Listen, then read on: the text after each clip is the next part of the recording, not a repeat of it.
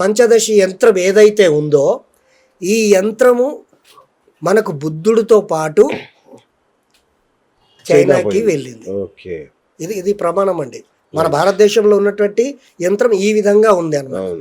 ఆ ఎప్పుడైతే బుద్ధుడితో పాటు అక్కడికి వెళ్ళిన తర్వాత అక్కడ ఉన్నటువంటి సిస్టమ్ ఇలా మారింది. ఇది లోషో గ్రిడ్. ఇది ఈ 4-3 అనేది ఒక ఎలిమెంట్ అయిందండి. First element is a water element. Second element is a air element. 4-3 is a air element. And 9 is a fire element. And 2-5-8 is a earth element.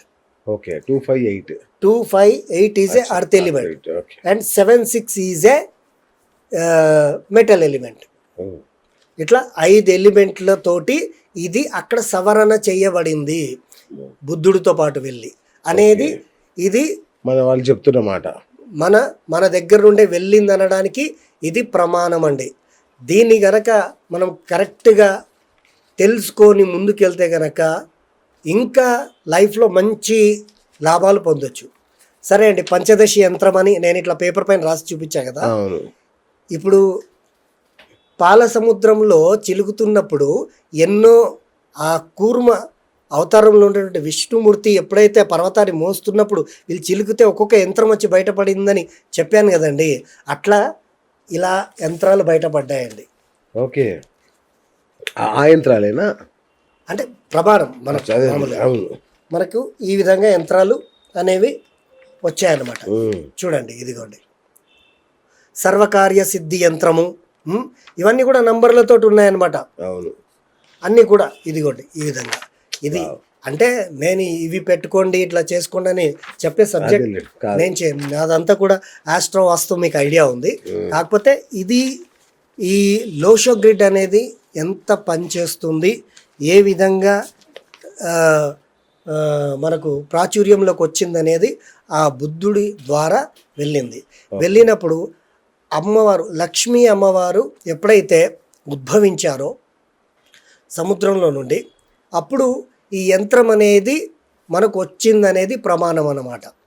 లక్ష్మీం క్షీర సముద్ర రాజతనయాం శ్రీరంగధామేశ్వరీం దాసీభూత సమస్త దేవవనితాం లోకైక దీపాంకురాం శ్రీమన్మంద కటాక్షలబ్ధ విభా బ్రహ్మేంద్రు గంగాధరాం త్వాం త్రైలోక కుటుంబినీం సరసిజాం వందే ముకుంద ప్రియాం అమ్మవారు.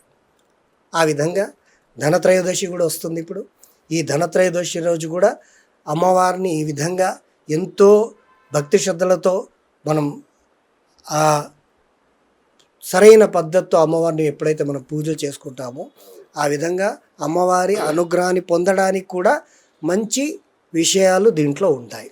కాబట్టి ఈ యంత్రం అనే ప్రాధాన్యత అంతుంది. 5 ఎలిమెంట్స్ దీంట్లో ఉన్నాయన్నమాట. ఇది దీనికి సంబంధించినటువంటి వివరణ.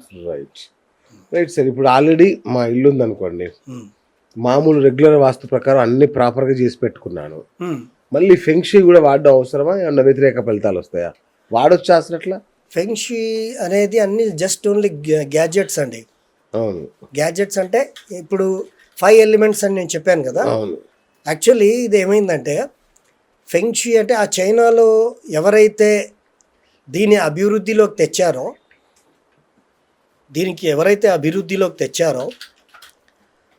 వీళ్ళు ఎలా అభివృద్ధిలోకి తెచ్చారంటే ఇప్పుడు చిన్నపిల్లల బొమ్మలు, బాళ్ళు, బ్యాట్లు షోగా తయారు చేసే వాళ్ళు ఉండేవాళ్ళు అక్కడ. దాంట్లో 10 మంది 10 రకాలుగా తయారు చేసేవాళ్ళు. దాంట్లో ఒక ఆయనకి భగవంతుడు ఏదో అనుగ్రహం ఇస్తాడు కదా, గురువులోనో లేకపోతే ఒక మంచి దశలో పుట్టిన అంటే గురువు లగ్నంతోనో ఒక మంచి దేవుడి అనుగ్రహంతో పుట్టిన 10 మందిలో ఒక ఆయన ఉంటాడు. అంటే ఒక్కొక్కరు ఒక టెక్నికల్. ఈయనకేమో దైవానికి సంబంధించినటువంటి టెక్నికల్ అబ్బింది అనుకోండి.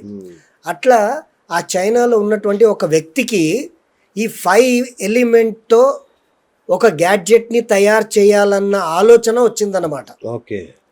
ఆ వచ్చినప్పుడు అలాంటి ఆ గ్యాడ్జెట్ని ఈయన 5 ఎలిమెంట్ థియరీగా రెడీ చేసి మార్కెట్లో అమ్మడం అనేది మొదలుపెట్టాడు. అవి తీసుకొచ్చి మనం ఇంట్లో పెడితే ప్రభావం ఉంటుంది. ఒక చిత్రపటానికి ఒక ప్రభావం ఉంటుంది కదా, అవును. అంతవరకే దీని ప్రభావం ఉంటుంది. అంతే. Totally is a not a game changing అనేది ఇవి చేయలేవు. ఇప్పుడు మన భారతీయ వాస్తు అవును. దిక్కులకు ప్రాధాన్యత ఇస్తుంది, తూర్పు అవునండి. పడమర ఇట్లాంటివి. మరి ఫెంక్షీలు కూడా అట్లా దిక్కులకు ఏమైనా ప్రాధాన్యత ఉంటుందా? ఫెంక్షీలో వచ్చేసి ఈ 5 ఎలిమెంట్ ఒకటి పాటిస్తారు. ఓకే. అండ్ ఎక్కువగా వీళ్ళేందంటే ఈ గ్యాజెట్స్ పైన వెళ్ళిపోతారు అనమాట. దిక్కులు అచ్చా అచ్చా. కొంచెం మన దగ్గర ఉన్నంత శాస్త్ర ప్రమాణం అనేది వాళ్ళ దగ్గర లేదు. అవును. మన దగ్గర ఉన్నటువంటి శాస్త్ర ప్రమాణం నేను ఎప్పుడు కూడా ఏం చెప్తాను, ఫస్ట్ వాస్తు పురుషుడు. అవును. ఆ వాస్తు పురుషుడి పైన 45 దేవతలు, బ్రహ్మ, భూధర, ఆర్యమ, వివాస్వాన్, మిత్ర, తర్వాత ఆపవస్థ, సవిత, సవిత్ర, ఇంద్ర, జయ, రుద్ర, రాజక్షమ, శిఖి, ప్రజన్య, జయంత్, మహేంద్ర, సూర్య, సత్య, బ్రిష్, ఆకాష్, అనిల్, పూష, విధాత్య, గ్రహరక్షిత్, యమ, గంధర్వ, భృంగరాజ్, మృగ, పిత్ర, ద్వార్కి, సుగ్రీవ, పుష్పదంత్, వరుణ్, తర్వాత అసుర్, శోష, పాపెక్షమ, రోగా, నాగ, ముఖ్య, భల్లాట్, సోమ, భుజంగ్, అదితి, దితి. ఇవి దీని తర్వాత పైనుండేవి మనకు 12 రాసులు. 12 రాసులు అందరికి తెలుసు. ఆ 12 రాసులు 27 నక్షత్రాలు. ఆ 27 12 రాసుల పేర్లు కూడా చెప్పాలి సార్, ఎందుకంటే తెలియాలి కదా. అయ్యో మీకు అన్ని తెలుసు.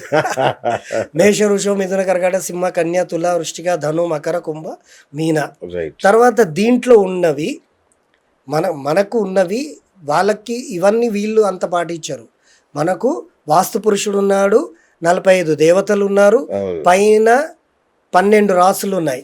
ఆ రాసుల్లో 27 నక్షత్రాలు ఉన్నాయి. మళ్ళీ అశ్విని, భరణి, కృతిక, రోహిణి, మృగశిర, రుద్ర, పునరసు, పుష్యమి, ఆశ్లేష, మఖ, పుబ్బ, ఉత్తర, హస్త, చిత్త, స్వాతి, విశాఖ, అనురాధ, జ్యేష్ఠ, మూల, పూర్వషాఢ, ఉత్తరాషాఢ, శ్రవణ, ధనిష్ట, శతభీషం, పూర్వాభాద్ర, ఉత్తరాభాద్ర, రేవతి.